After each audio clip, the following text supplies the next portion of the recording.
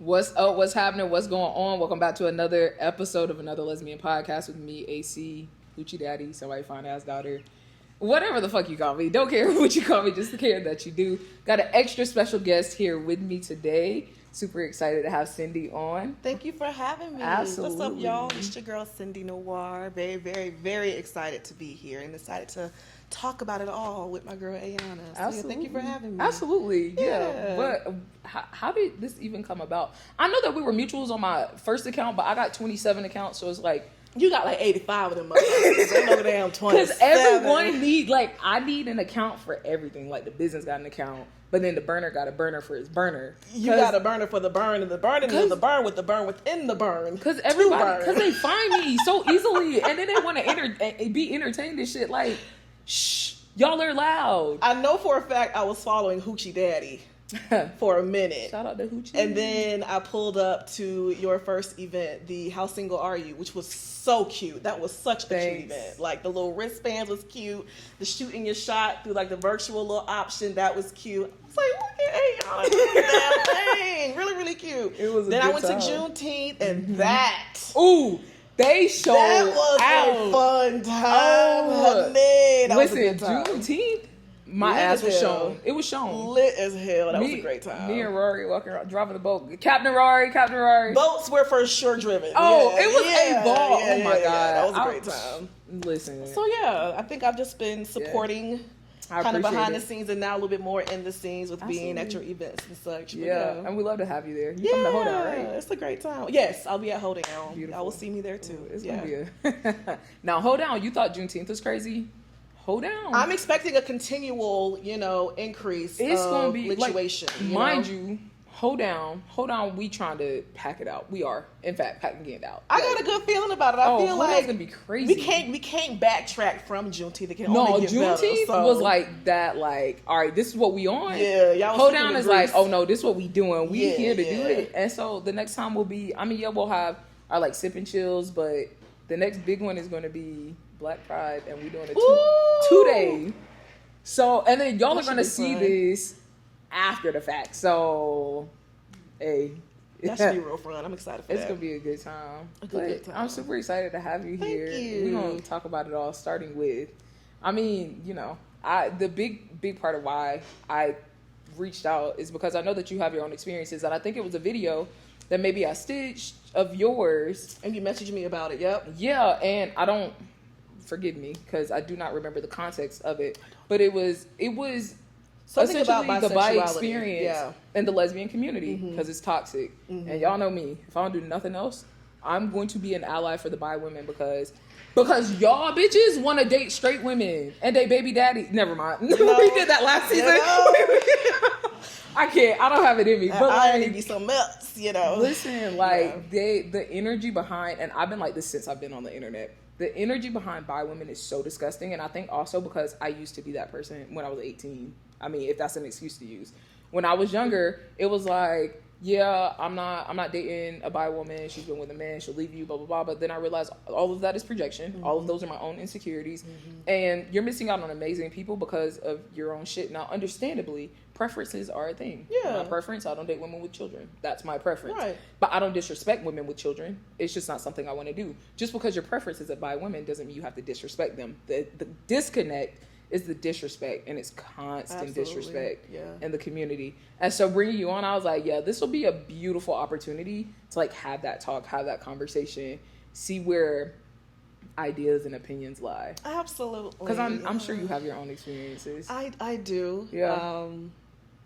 If you're ready, we can talk about Go it. ahead. Because I think that for me, it took me a long time to be comfortable being openly queer because of the stigma. Absolutely. And I've gotten it both in straight communities and queer communities. And the queer part is what threw me off. Because I'm like, wait a minute, I'm with y'all. Like, right, exactly. I would think that I'd be comfortable here, and y'all be the main ones like accusing me of being confused or greedy or saying that I'm more prone to cheat. And it's like, well, damn. She cheated on you, and all she wants is you. Like, what are we talking about? What does that have to do with? What does that have to do with anything? And so, for a very long time in my 20s, I lived heteronormatively, and I didn't even like get a chance to really explore my full queerness because I was afraid to. Like, I really respected the queer community and didn't want to feel like I felt like I was not queer enough. Like, I felt like I was often asked, like, have you been with a girl yet? If the answer was no, then you're not queer, you're not legit, you're not certified. And it's like, well, I guess I'm not, because I ain't been with one. Right. So I really didn't get a chance to find community in the queer community until like recently, because I haven't felt comfortable to do so. But in doing so, I've been denying literally half of who I am. And I don't even say half, like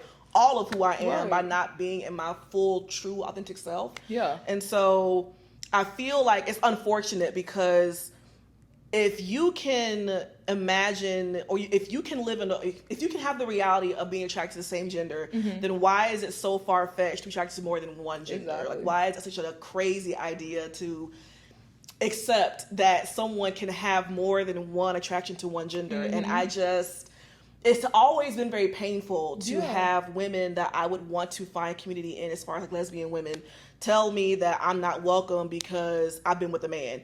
And it's like, well, there are late blooming lesbians who've been with men. Why are they welcome? And then it's not a high point in my life. We ain't got to necessarily brag about it, but but it's like, cause I just don't understand why it's by women. Like, I've heard of many lesbians, especially studs, love studs down, let's be real, who will legit go after straight women, especially with kids. I don't know what that's about. I don't know what the goal there is, but like, I don't understand why that's okay, but you don't do bi girls. Like, I don't get what's the differentiation. Speaking from experience, and all I can do is speak from my own experience, when I used to do it, coming out of high school and college, things like that, it was a test. It was like, can I do it? But like, it was so much more, obviously, it's more about the person than it is about you. And it was like, oh, well, like, if she's straight and she like me, then I'm that nigga. And it was toxic. It was ego trip. It was kind of absolutely ego trip. So is it like, so I made a video where I was saying, like, if you, as a woman who likes women, go for straight women, your issue is with consent. Your issue is with wanting to, like, pursue somebody who isn't actually wanting to be with you. And that's odd. And it's like, so I guess it makes sense for the ego trip, but like, how come you don't get that same ego trip with the woman who would go for either one? Right. Because wouldn't that be even more of a flex of like... It also comes down to the toxic masculinity in the queer community. That's fair. And it's specifically... Let's be rampant so too. Fucking for real. It is the Black lesbian community. Because that's what I talk about. That's what who I am. That's who I'm a part of. That's what I represent. It is so heteronormative and it's performative a lot of the time. And it's like, I am so blessed and I'm so lucky to have grown up in the household that I did, because it was a heteronormative household. But my parents were best friends. They were partners. There was no, you do this and I do that because you're the woman and I'm the man. No, literally, back when micro braids were a thing, Daddy was taking out them micro braids. And he had 2 girls in the house. He lived in a house full of women, and we lived in a house full of respect. And so I got to experience what that looked like. And so relationships don't look like, who's the boy, who's the girl. It looks like we're a partnership. Yeah. And it's a lot of the Black lesbian community. It's really odd. Like, I wish I understood it more. Like, I wish I could understand the like baseline for it, or like the ideas behind it, because the only thing it's doing is bridging our gaps now. Like, all it's doing is tearing us apart in a community that's already torn apart. Like, the whole point of like the LGBTQI plus community is because we were separated from heteronormativity and heterosexuals, and we needed a safe space for our own. But like within the community, we're constantly tearing each other down, tearing each other apart. And conversation came up earlier about sassy studs and you're a stud, you're this, and I hate that. It's exhausting. But this is where I will like hold my fellow bisexuals kind of feet to the fire, because I do think that sometimes we're not safe to date for women, because I know there was a point in time when I was younger, I was not safe to date queer-wise because I was still very male-centered. And I think I talked about that. Might have been the video we were talking about. I was talking about how there are women who are bisexual who are decentered men, and that's really important because you can easily carry the same expectations you have towards men into who you're with a woman, and it can, I think it kind of reinforces toxic masculinity of like expecting for the woman to be the man. And I do see where bisexual women can contribute to that kind of standard of like expecting for a woman to be a man. And it's not just us. I know it's lesbian women who do the same thing too, but I can say that there are a good bit of bisexual women who go into dating women with this very binary, there's a guy, there's a girl, who's going to be the guy, who's going to be the girl kind of idea. And they don't look at the woman they're with as a woman. And that is a little toxic, a little concerning. I think it's really important for you, if you're going to be a bisexual woman who dates women, you have to do the internal work to unlearn those standards and realize it really wasn't fair for you to apply those standards to men to begin with. Like, it's not healthy no matter who you're applying it to, that you shouldn't be doing that. But I can say that, like, that's why I don't be too upset. I mean, you ain't gotta be rude about it, but I'm not too upset when lesbians say they don't date bisexual women, because I can understand the fear in that. It's a lot even beyond the cheating part, but just like, I don't know who you are and where you stand mentally and what your expectations are of me not being a man. If you've only dated or primarily dated men, how safe are you for me as a woman? That's a very valid concern, I would think. Absolutely. And to that point also, because I know you mentioned like it happens in the lesbian community too, because it does. And like I had an experience, not too recent, but recent enough within the last year, where I am now readjusting what dating looks like, right? Because what I keep coming into are women who have not been with women, but they're considering themselves lesbians now, or they haven't done it for long enough. Like, mind you, my parents knew I was gay when I was 3. It wasn't a secret.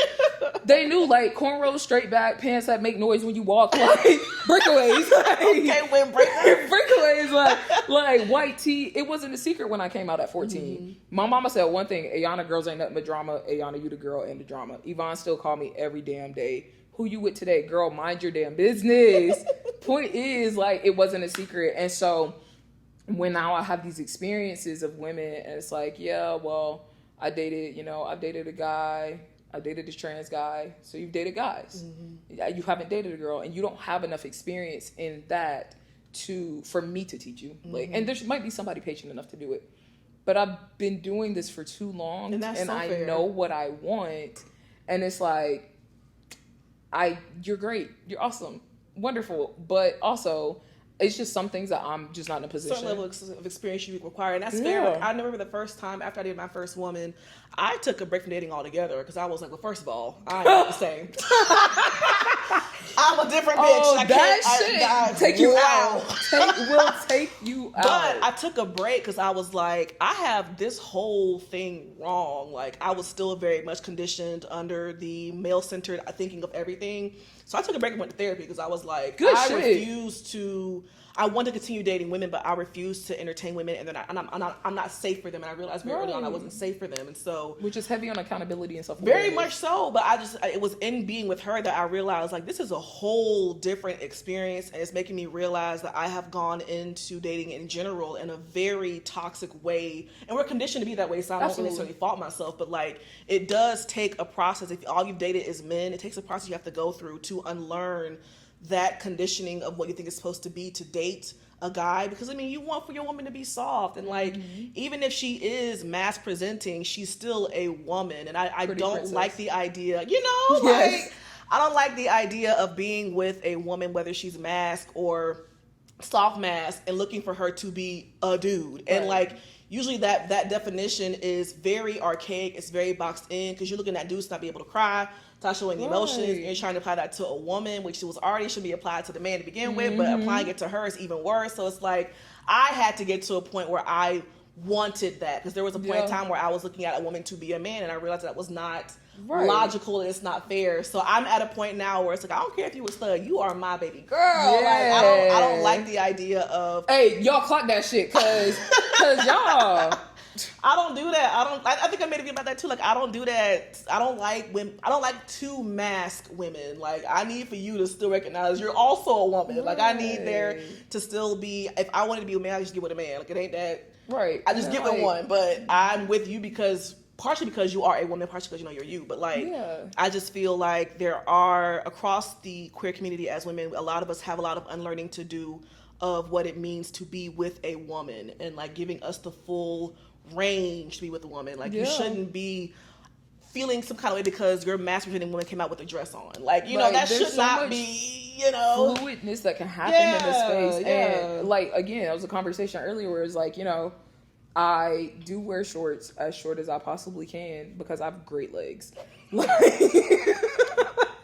Like, what a hoochie. What a hoochie.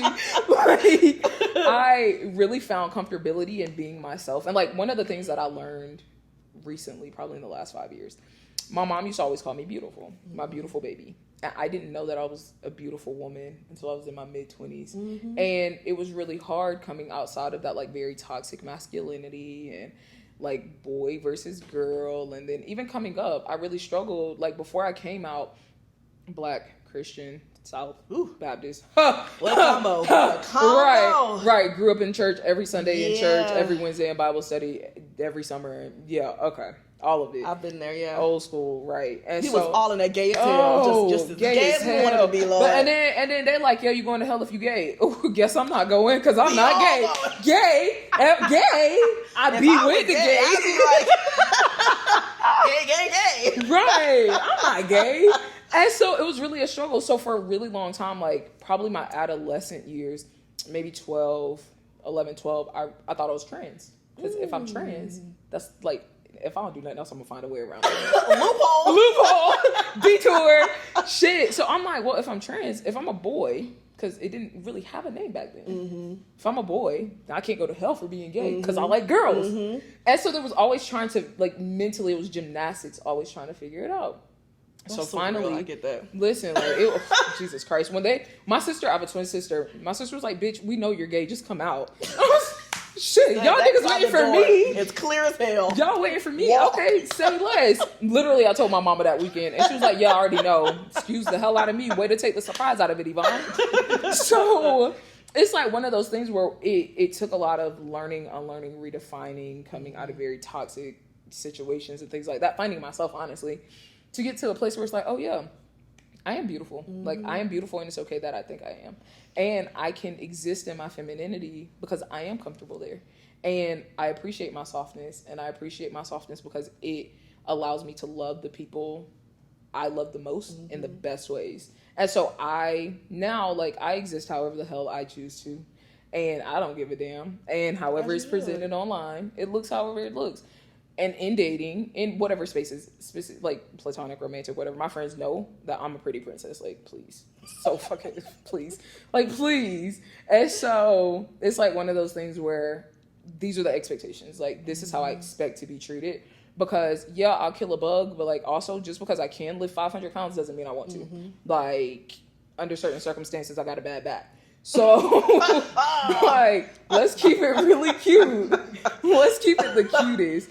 But yeah, to your point, it's just like there's so much fluidness that can happen in the space, and a lot of people are not comfortable with it. It's honestly sad. Like, there have been times where I've called a stud woman pretty, and she's like, and I'm like, nigga, have you seen your face? Right. Like, you're pretty. What are you talking about? Or a woman will mention that she's a mechanic or that she works with her hands. I'm like, oh, so you work with your hands? And she's like, I know nothing. I'm like, I ain't talking about that. Right. Like, I ain't mean that way. But it's like there's this automatic expectation for her to do things that I'm not looking for her to have to do or perform. Right. That she's already preparing herself to, like, have to defend. And it's like, damn. And that's we got a lot of work to do. Like, this is sad. This is really sad. It is. And okay, not for me, but I just feel like, and it's not on like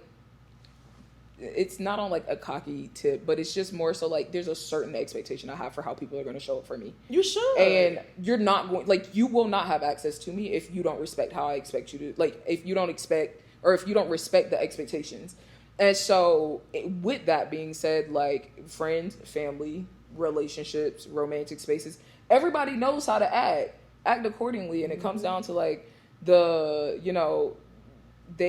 my friends specifically, I love them down bad, 2 of the 3 over here in the corner, but they know that, like, there's a certain level of softness that comes with me, right? They know that there's a certain way that I will respond or react. And so it's one of those things where it's like, just allowing me to do it. Like, there's no expectation for me to be anybody except for Ayana.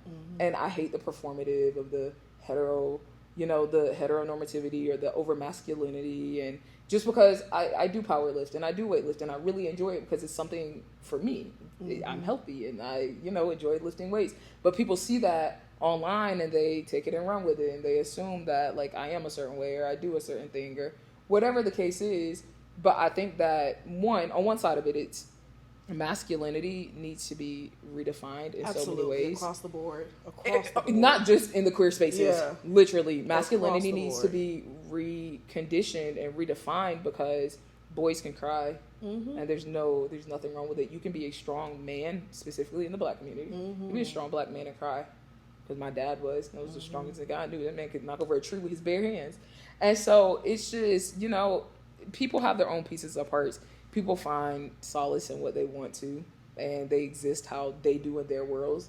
And I try my best to understand where, people are coming from so that I can digest it from their point of view, but it doesn't have to be my reality, Do you find it harder to date as a mass-presenting woman with these expectations of like demanding that space is made and created for your softness? Is it harder for you to navigate the dating of women because you find that they often look for you to be the archetype or stereotypical masked woman? No. Or is it easier? I think that it's not hard. I don't think it's hard at all. I think that, one, I'm very picky about the women that I date. As you should. That helps a lot. But I think that when it comes down to it, people already assume they have this idea of who I am from social media, which I'm sure you're used to. I do, yeah. Yeah. And so when I am in a space of getting to know, I let whomever it is offer it. If you want to get to know me, get to know me. And if you like that person, then great. Let's see what happens. But what I'm not going to do is exist in a way in which I'm not comfortable with just to make you comfortable. And I am a very, very, very soft girl. But like also on the other side of that, I can be dominant. I can exist in my dominance. I do take care of. Like I check in and follow up, and I'll just because I can mount a TV don't mean I want to. I done mounted 4 TVs this year. Like just because I can doesn't mean I want to. Right. But I enjoy being this like strong, powerful woman, but I want to exist in that softness. And the women that I date, especially recently, like probably the last 6-8 months, they understand that. Like they understand what comes with it. And if you don't like it, then you don't have to date me. There's a million other fish in the sea. It might not be as great as me. Like, period. But, The reason why I ask is because I find that I have a harder time dating masked women or finding masked women who exist and have that soft space within them. I have a hard time finding that. Really? Most of them are wanting to be seen as and treated as quote unquote a man. And I'm you just dating not these Atlanta women? That's no disrespect to the Atlanta women. Y'all are just built different, and like it's no disrespect, but like I've dibble dabbled and I've sat my ass down because. But and that's not just the studs. The femmes are YNs too. Yeah, it's interesting for sure for shit show. Oh, it is a shit show. Like yeah, I mean, I think I'm finally settling in the dating of Atlanta. But when before I got here, my friends back in Charlotte was like, yeah, don't do it. They're gonna eat your ass up. Like, they're gonna chew you up and spit you out. And I was like, nah. And I was like, I'm not going to Atlanta for that. Which I wasn't. And I was dating somebody when I got here, whatever. So I think also I had to come out of a very toxic place within myself the first 6 months of being here, right? Because the transition was crazy. I was getting ready to turn 30 this year. And so I left home, packed up my 2-door car, and sold all my shit and got a roommate overnight. Like, it was it was literally, and shout out to Laura. Y'all know Laura. Love her down bad. One of my best friends. But it was really one of the things where it was like, I had to start over. I started over at 29. And I was so anxiously attached to everything that was no longer existing in my life. And so I was trying to attach to women, whatever it looked like, however it showed up. I was trying to attach to these women and grasp these relationships that weren't honestly beneficial for me at that point. And so I have really poured into myself the last 6-8 months, really redefined what loving me looks like. And in return, now I can exist in these much healthier dating spaces. And dating right now is the healthiest it's ever looked for me. Good for you. It's a fun time. Yeah. I can honestly say. It's fun when you date in a healthy space. Yeah, for sure. Keep it light. And it's very reciprocated, and it's I don't have to ask for shit. I get to exist in my softness. And I love that. Yeah. But it was a dumpster fire. Don't worry. It starts off, it's a process. It's definitely a process. For sure. There was another question on my list I actually wanted to touch on. Cause let me see. Okay. Have you ever experienced jealousy or insecurity from mass partners around your bisexuality? It's aggravating. I've experienced it on both sides. Okay. Where I've dated men, they like, I don't want you looking at no woman like they got Really, what I it really goes got. one of two ways. They're like that, or they're like, oh, so we can have a threesome. Yes, Jesus. yeah. Everybody want to have a damn threesome, and it's like, nigga, you can barely handle a twosome. Let's get this mastered first. Okay, Let's get this mastered first. Right.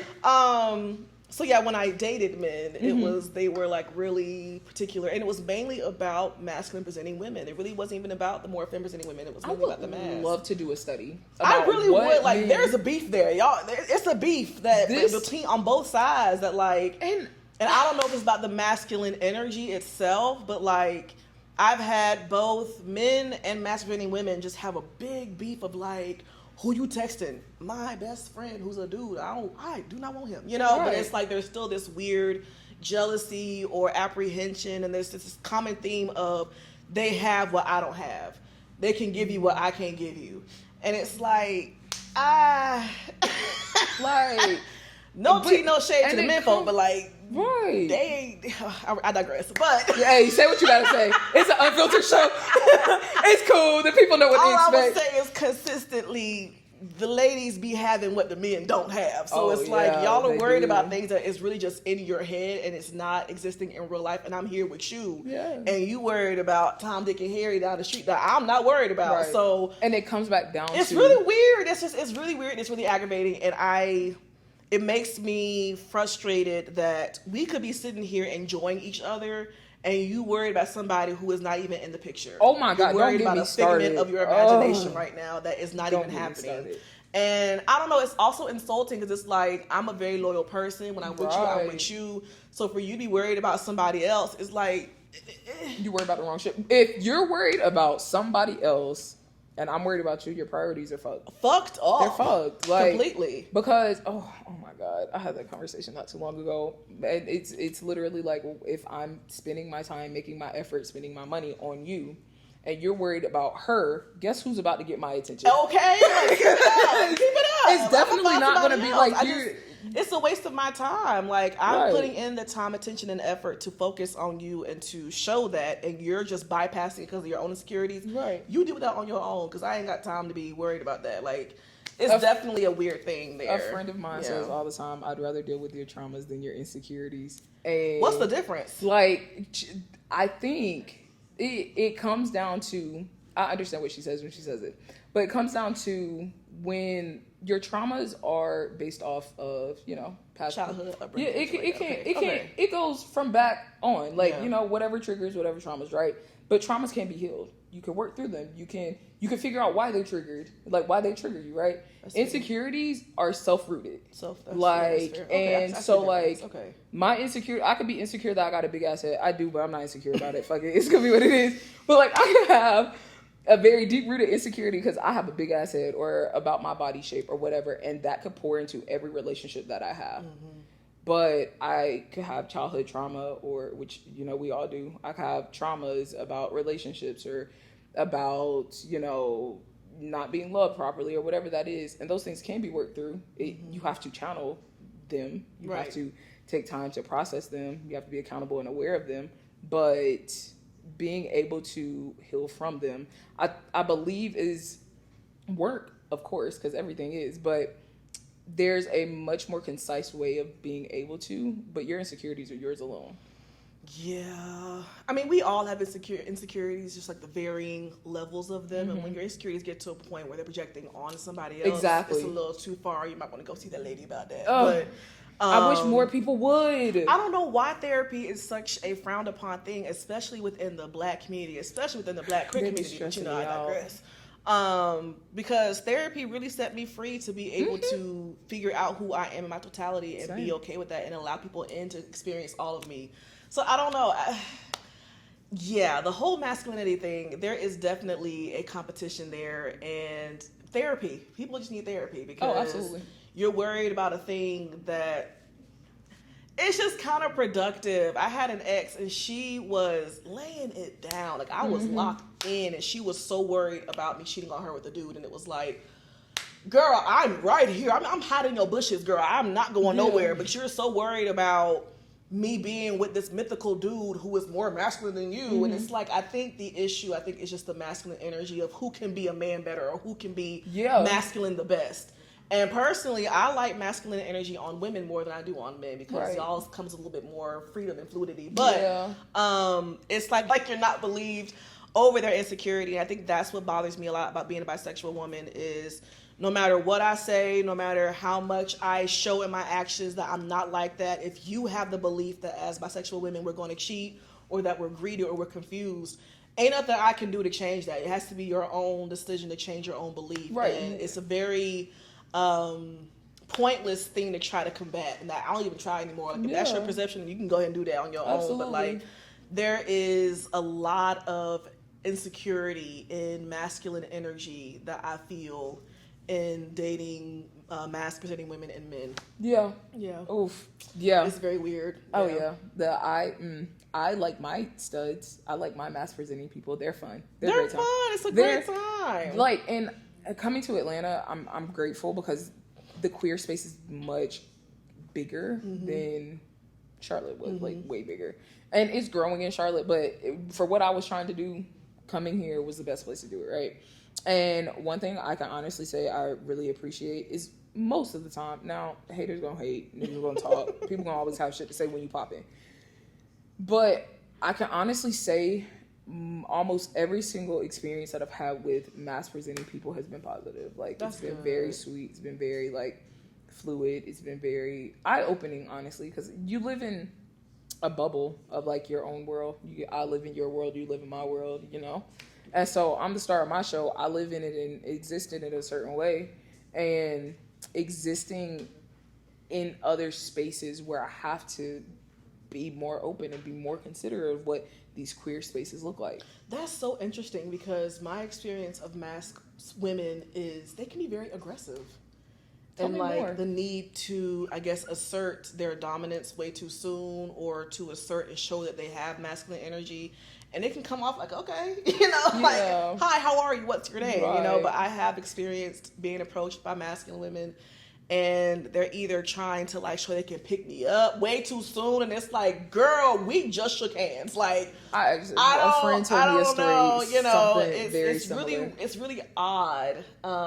There's just this need to assert their masculine energy, and it's like you already got it. Just be yourself. You know, you ain't got to do all that to kick it. You know, so it's interesting that you have had an overall good experience because I guess they don't feel the need to assert with you. They can just, I guess, maybe be more around you. But also, it's you know how I present online. Touché. I think that, you know, that's fair. I think that people see how relatable and the realness, because social media is a fake place. Like the internet is an unreal place, and Beyonce, it's named after Beyonce and Blue Ivy. And like I don't get on to perform for people. I get on and I'm literally just Ayana. And I always tell people like, there's pieces of parts that you get, but what you see is what you get. Now, how much access I allow you to have to that is completely different, but what you see is what you get. If that's who you saw online, like my team of girls for ASN, one of them, my assistant, she texts me randomly after every party and she'll be like, I'm so glad you did this because I've been watching your content for a long time. And she's like, you always show up and you are always you. You have always been you. And I don't know, I just took the chance and reached out so that I could be a part of something great. And now look at us. And it's like one of those things where it's just like, damn. It's like, shit, well, okay, great. Like, cause it pays to be you. It pays to be you. And that's, I think one of the most interesting parts about it is people always ask like, how are you so comfortable? I really like myself. I really like myself. And because I know how beautiful and amazing and funny and sweet and kind and caring and compassionate I am. So if that's the case, then I guess I would then argue that the women who feel the need to over-assert their masculine energy don't like themselves. No, a lot of the time they really struggle with liking themselves, or they struggle with like their identity and like who they are. Maybe? Yeah, I think that it is sometimes identity, definitely. And then of course the heteronormativity is a big part. The toxic masculinity is a big part. But Do you think it's easier? I'm sorry, I mean, cut you no, off. you're good. Do you think it's easier to hide behind like the toxic masculinity tropes as a queer woman to avoid figuring out who you are? Like, is that the? I think, and I think that this is where like the conversation gets like real in depth, if you will, because it's like it goes deeper into it. And I think that everybody obviously is an individual. I think it's per experience, right? But I do believe that. I mean, it's always easy to do the easy thing. Right. Like, it's always, for me growing up, it was being able, I thought that there was some kind of like, it just made me look a certain way or come off a certain way, like in this more, I don't know, maybe sexy way or more attractive way if I presented a certain way, or if I showed up in a certain space a certain way, which was very toxic. Like, the ways I was showing up was very toxic. And I unfortunately still drive that 2-door car because I didn't love myself when I was 19. Like, I thought the car was gonna get me women, and it did. But like, now I love myself, and my back and knees hurt getting in and out of the fucking car. Like if I had loved myself 12 years ago, like, life would look different. And so I think that when it came down to like, you know, what that looked like growing up, I would do certain things. It was easier to hide behind like the heteronormativity or the toxic masculinity, which was buying that fucking car. It was, you know, it was very selfish the ways that I would show up in spaces. It was very inconsiderate the ways I would show up in spaces. I was very selfish about me and only me, and didn't consider anybody else in it. And so, like I said, it was really like, I mean, don't get me wrong, karma bent me over backwards. Shit, they be talking about strap size. Karma fucked me up. God damn. But yeah, I really, not only did I have to get humbled by karma, I really had to like dissect and detach from all of that shit and just start from the beginning. Yeah. So that I could figure out, you know, how do I exist in this? Like, and some things are comfortable, some things aren't. But I believe it is an individualized thing as well. Interesting. And a lot of people don't care about self-awareness or that's accountability, very true. Which is problem number one. Very true. They need to go talk to that lady. Need to see that lady ASAP. Yeah. I agree. This was a good convo. This was really good. Yeah. I really enjoyed it. Absolutely. You did great. Thank you. Absolutely. You know, answering the questions and such. You want to tell the people where to find you? Yes, you can follow me on TikTok, Instagram. Well, we still got TikTok, Instagram. I'm gonna cry. YouTube. At the Cindy Noir. I do have my own podcast, and it is called The Cindy Noir Show. But yeah, holler at me. I'll be on the socials as well. Thank you so again much for having me. Absolutely. I really enjoyed myself. Absolutely. This is fun. We'll have to have you back for sure. Would love to come back. Oh, yeah. There's more to talk about it, for sure. Got to be at the rap party, too. Cause I missed the first one, so I'll definitely... Oh, yeah. You'll definitely be at the... Yeah, for sure. Will. For sure. Appreciate y'all for watching. It's another episode of Another Lesbian Podcast. Y'all know where to find me. YouTube, TikTok, if we still got it. Instagram, Apple, Spotify, anywhere and everywhere. Don't miss me too much. Love you, mean it. Bye.